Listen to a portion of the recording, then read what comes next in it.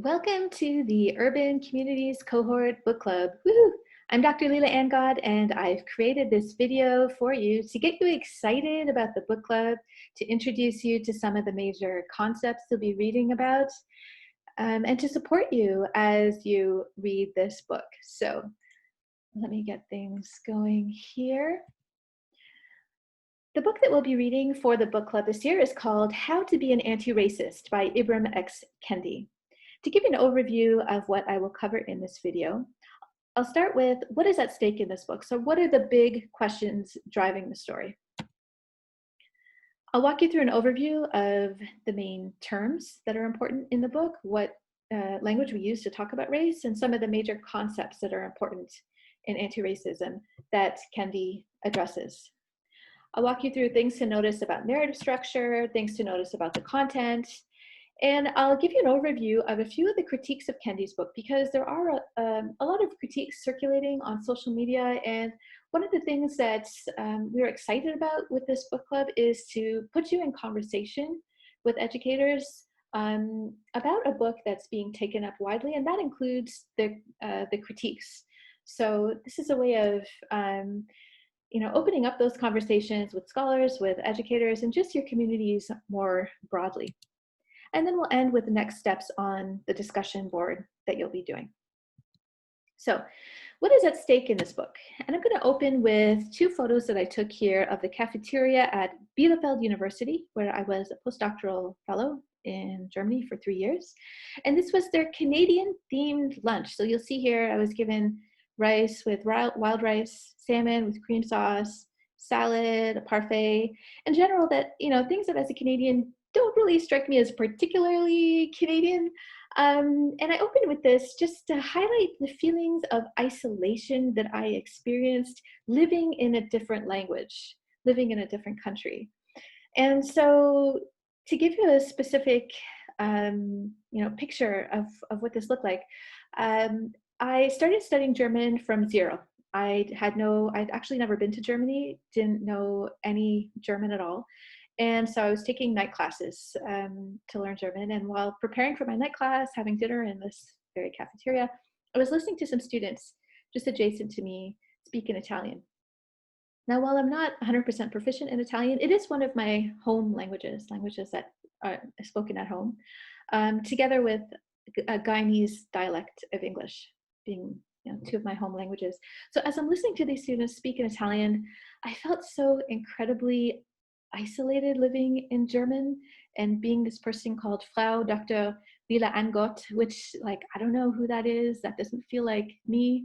And so tears welled up in my eyes and started streaming down my cheeks. And I just, it was the gift of that moment was just in thinking about, this is how I feel as an adult, as someone with a PhD, someone who's, visited other countries. How must high school students feel? How must elementary students feel who are newcomers to Canada, who are English language learners, who don't feel at home in our classrooms for reasons related to these facets of their experience, but also race, gender, sexuality, class, and so on?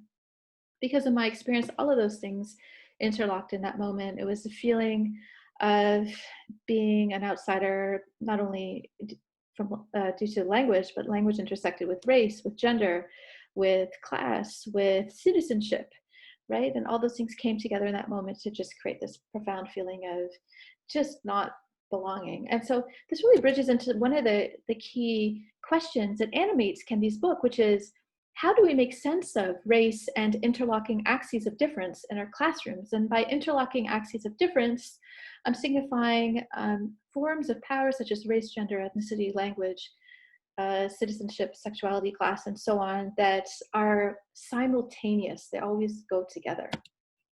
And secondly, how do we co-create classrooms with our students that honor our humanity as a starting point for teaching and learning? So how do we create the conditions, starting with honoring everyone's humanity? How do we create these conditions for the kinds of classrooms that we want?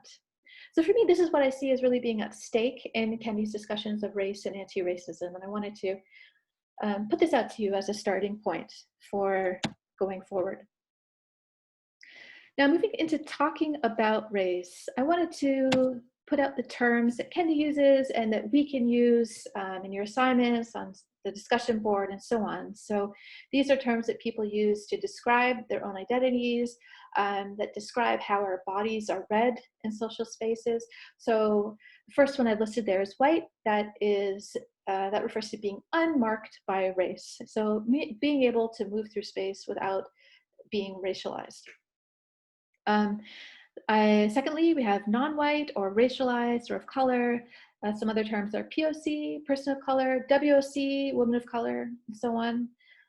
We also have Black Canadian, Black American, African Canadian, and African American. I've included Indigenous on this list. Obviously, Indigenous refers to so much more than a form of racialization, but I did want to point out, I did want to include it here because Indigenous populations are racialized. Okay, another term you might see is BIPOC, which is a way of referring to racialized people as Black, Indigenous, and people of color. Now, Kendi also uses a term that is absolutely appropriate for his context in the book, but that is absolutely not appropriate for us in terms of speaking about, writing about this book. And he uses the N-word in full, and we will absolutely not be referring to that word in full. We will refer to it as the N-word, or you can write it as N asterisk. Moving on to the key concepts about race that Kendi draws from and builds on, just to give you a little bit of a foundation here and make sure we're all on the same page. So race is both constructed and real. That may seem confusing at first, so I'll break it down a little bit. Race is socially and historically constructed. The idea that there are genetic markers that correspond with particular racial groups has been fully discredited. That is something we call scientific racism. There is no such thing. There is actually more differentiation within so-called racial groups than between so-called racial groups. So race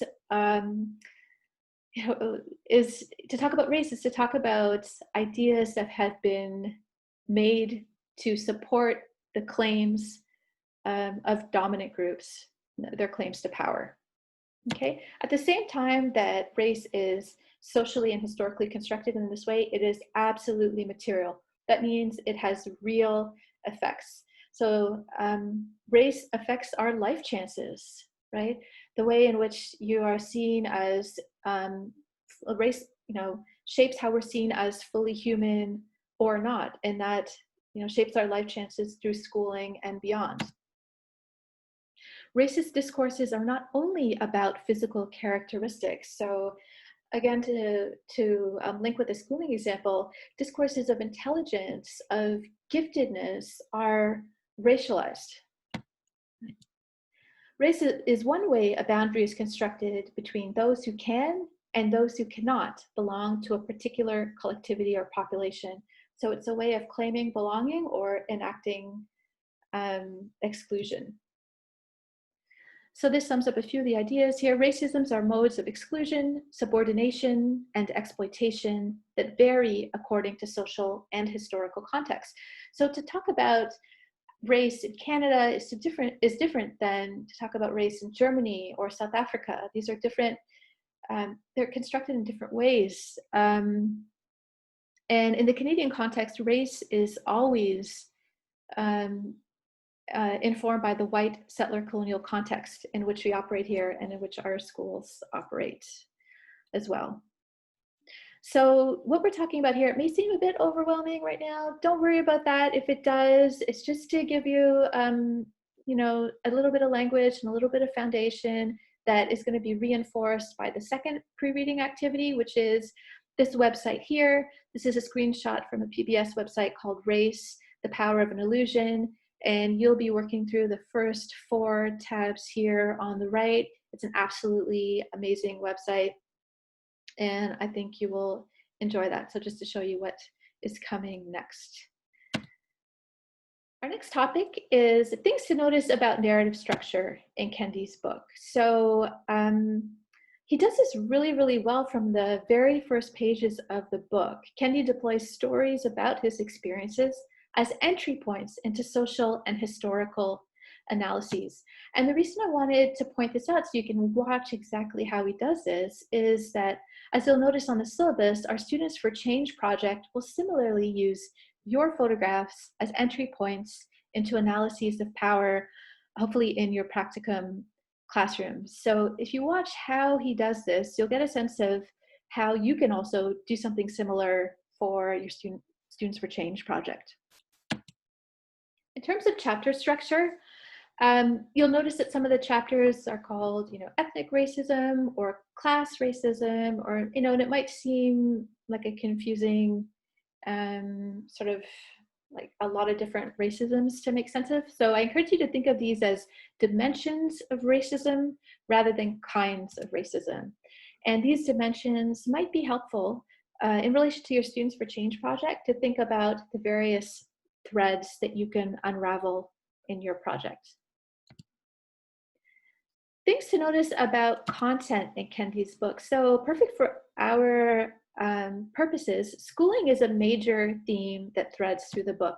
And in particular, Kendi gets into a lot of topics, for example, pathologization of racialized students that are at the heart of our commitments in this cohort. So just to draw your attention to that theme running through the book.